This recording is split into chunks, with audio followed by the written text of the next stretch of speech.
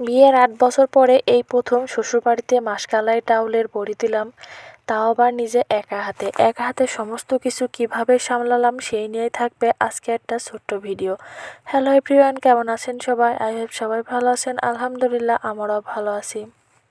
আমার বিয়ের ৮ বছর পরে এই প্রথম আমি আমার শ্বশুরবাড়িতে কুমড়ো ডাউলের বড়ি দিচ্ছি, তাও আবার নিজে একা হাতে। আমার শাশুড়ি মা বেঁচে থাকতে এর আগে কখনো বড়ি দেওয়া হয়নি, কারণ ডাক্তারে তাকে খেতে নিষেধ করেছিল, এই জন্য আর বাড়িতে বড়ি দেওয়া হতো না, সবসময় বাজার থেকে কিনে এনে খাওয়া হতো। বাইরের বড়ি খেতে অতটাও মজা লাগে না, তাই এই জন্য নিজের বাড়িতে এবার কুমড়ো ছিল, সেজন্য ভাবছি এবার বাড়িতেই কুমড়ো ডাউলের বড়ি দিব।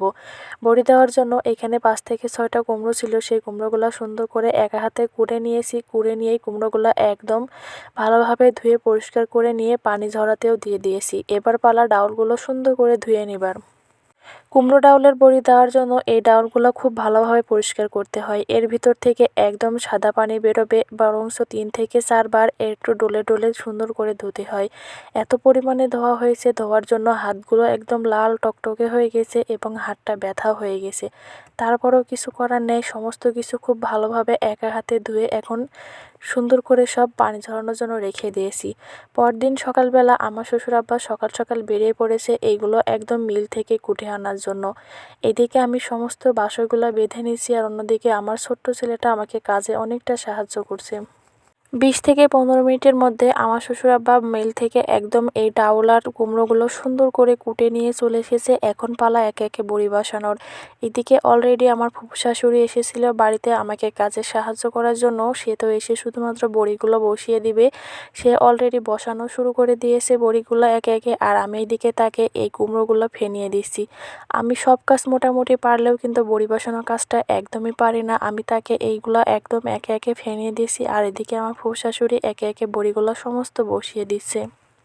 এখানে প্রায় 3.5 কেজি ডাউল আছে আর কুমড়ো আছে 6 থেকে 7টা। সমস্তগুলা কিন্তু কুটে নিয়ে এসে বেশ অনেকগুলা হয়েছে। এদিকে প্রায় 1 বাসই হয়ে গেছে, অন্যদিকে একদম ফেনানোর শেষ পর্যায়ে এই যে বড়িগুলা দেখতে পাচ্ছেন, এই বড়িগুলা কিন্তু আমি দিয়েছি। আমি একদমই পারি না, কিন্তু আমার ফুফু শাশুড়ি আমাকে দেখিয়ে দিয়েছিল।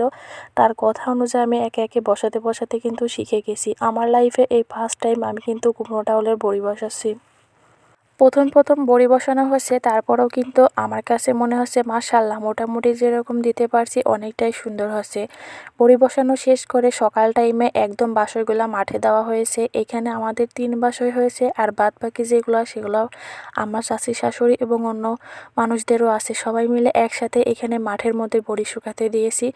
বিকেল যেহেতু হয়েছে, সন্ধ্যার টাইমে এসে এই বড়িগুলো এখন ওড়না বা কোনো কিছু দিয়ে একদম ঢেকে দেব।